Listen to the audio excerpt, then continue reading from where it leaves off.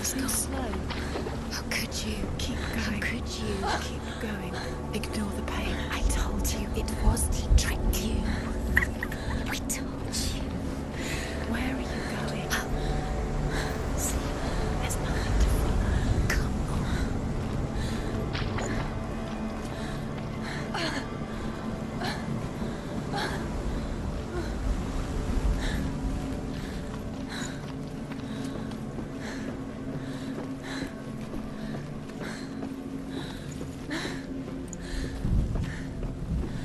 Before she first met him, she was not in a good place. Just a teenager, but not like the others. Barely functioning, she rarely left the house. Her father's in-bell made sure of that. Only occasionally did she venture out on her own, collecting firewood and herbs. Errands out in the Orkney plains. That was her world. Like this one. Barren and lonely.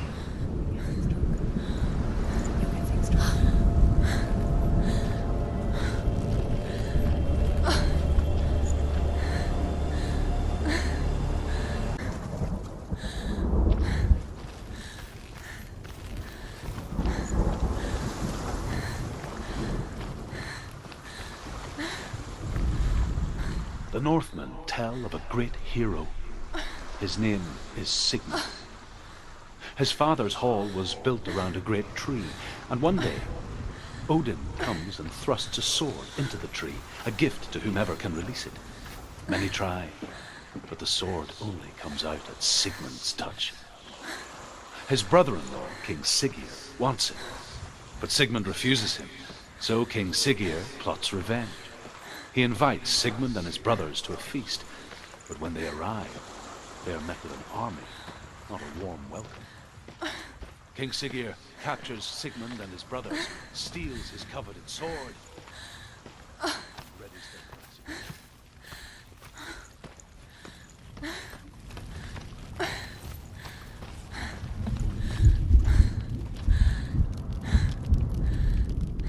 Death for Sigmund and his brothers seems certain. But the king's wife is Sigmund's sister, and she begs for mercy and implores the king to chain them up instead.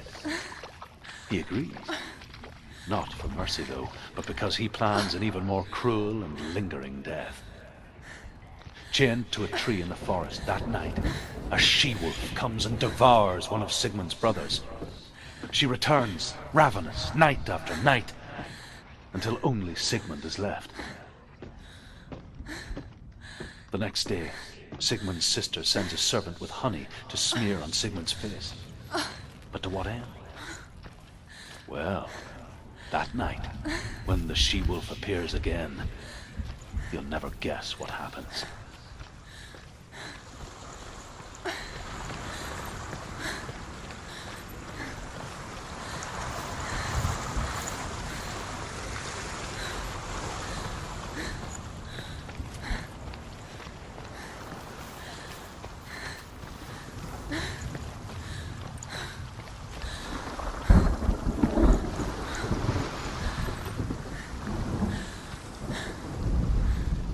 Sigmund's sister trades shapes with the sorceress, and in disguise, she lies with her own brother. She gives birth to a son named Sinfjotli. After a time, she sends him to the forest to Sigmund. He tests the boy and finds him strong and fearless, and so they go to take their vengeance on King Siggeir. But luck is not on their side. They're captured, and Siggeir has them buried alive.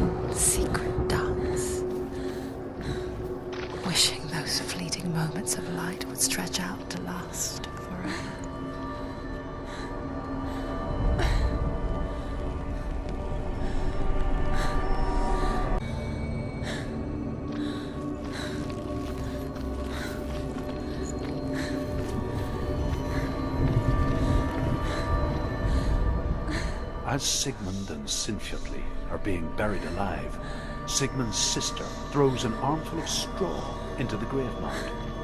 Hidden in the straw is Sigmund's sword, the gift of Odin.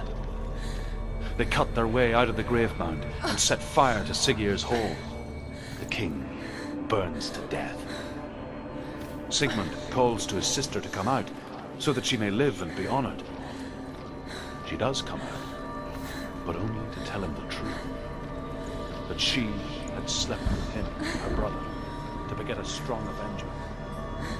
I had not refused, she says, and walks back into the forest. The strength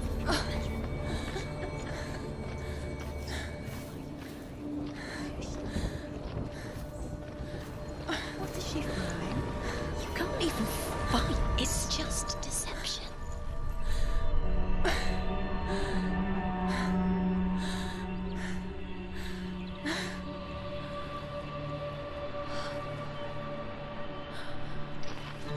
How does he so effortlessly court the world and bliss? If only she could do the same. See the world through eyes anew and dance with it, just like he does.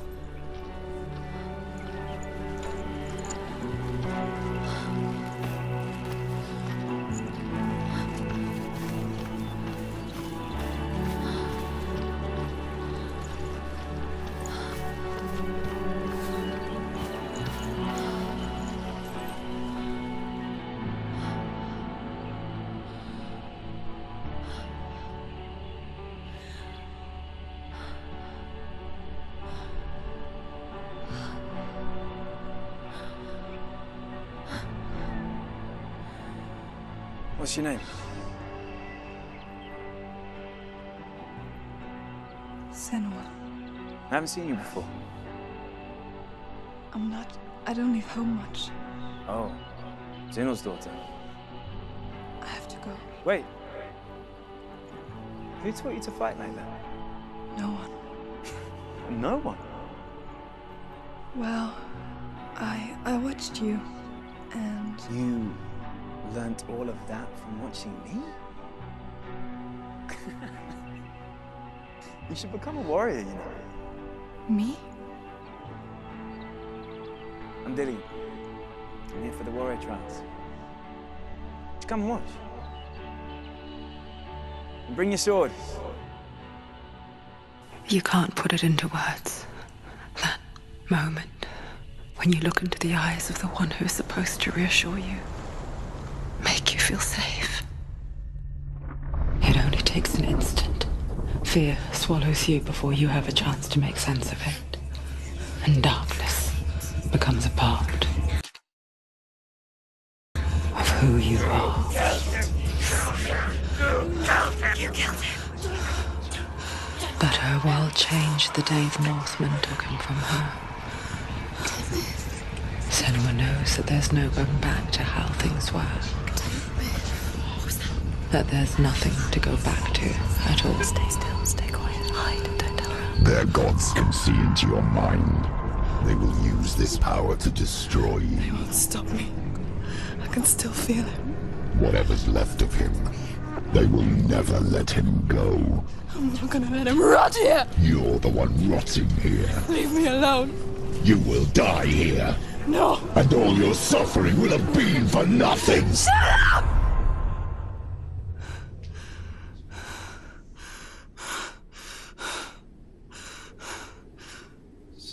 Dillian? Is that you?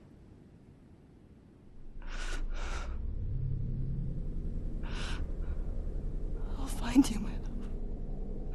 I promise.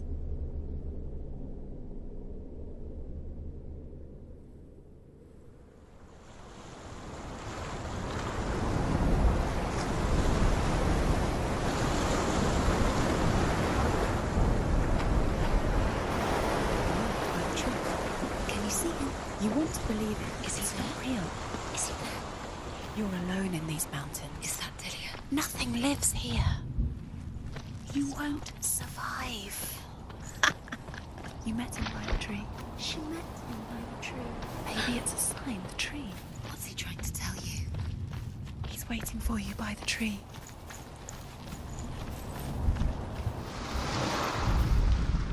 As the she-wolf licks the sweet honey from Sigmund's face, he bites the wolf's tongue. The she-wolf pulls away, but Sigmund holds on. The chains break, and he is free. After his escape, Sigmund lives like us, hidden in the forest. His enemy, King Siggeir, believing him dead, as his sister plots revenge. And for vengeance to succeed, even the great Sigmund needs help.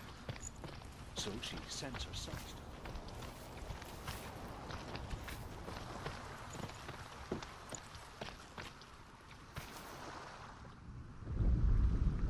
And here is the end of Sigmund's story. He was a fierce and great warrior who fought many battles. But one day, an old man came onto the battlefield.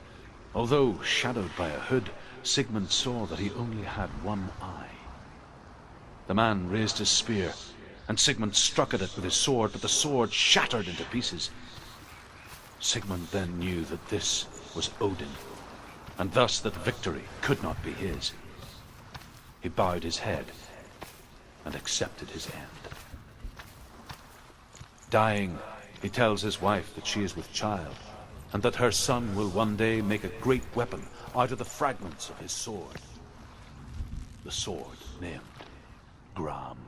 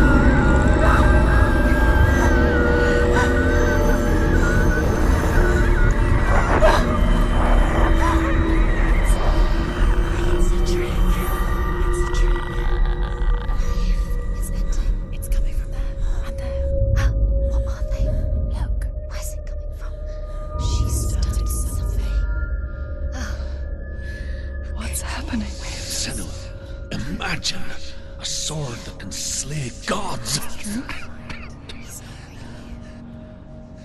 Its name is Gramr. It was forged by the god of all Northmen, Odin, and gifted to Sigmund, a great warrior. I need this sword. It's important. Can you help me? The sword appears whole, but it is an illusion. It shattered into shards long ago. It is said a great warrior can reforge Gramr by answering the trials of Odin, one for each shard. The roots of the Tree of Death will take you to new lands where you will face the trials. Go to the shard. Go to the shard. Go to the shard. What's the shard? Find it. It's the metal runestones. Where is it? Find it. There it is. Focus.